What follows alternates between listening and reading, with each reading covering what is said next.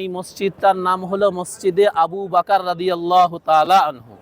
রাসূলুল্লাহ সাল্লাল্লাহু আলাইহি ওয়াসাল্লাম যখন হিজরত করে মদিনায় আসলেন, মদিনায় আসার পরের থেকে তার সঙ্গে কিছু বিশিষ্ট সাহাবাও হুজুরের সঙ্গে হিজরত করে মদিনায় চলে এসেছিলেন।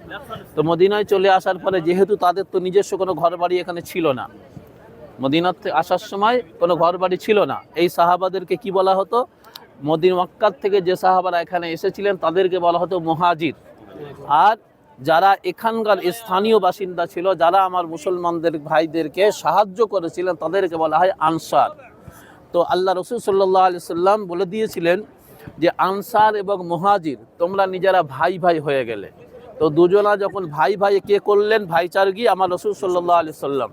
তো হুজুর যখন ভাই ভাই করে দিলেন, তখন আনসার সাহাবারা এমন পরীক্ষা দিলেন যে তারা নিজের ভাইয়ের মতো মনে করে তাদেরকেও তাদের সম্পত্তি থেকে হাফ ভাগ তাদেরকেও দিয়ে দিলেন।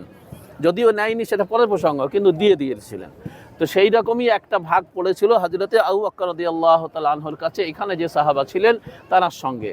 তো উনি শুধু বলেছিলেন, ভাই আমার পুরো জায়গা দরকার নেই, কিছু নেই, শুধু একটু মাথা গোঁজার ঠাঁই দিলেই হবে। তো উনি এখানেই থাকতেন এবং এখান থেকে তিনি আমার রাসূল সাল্লাল্লাহু আলাইহি ওয়াসাল্লামের খেদমতে যাতায়াত করতেন।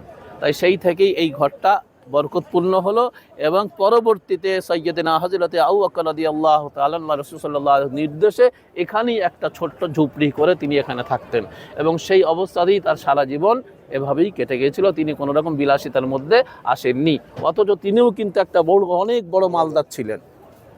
আল্লাহ তাদের এইভাবেই ইমানের জন্য কবুল করেছিলেন।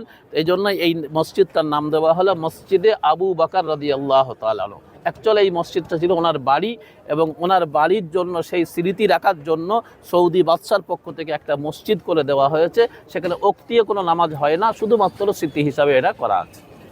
চলো।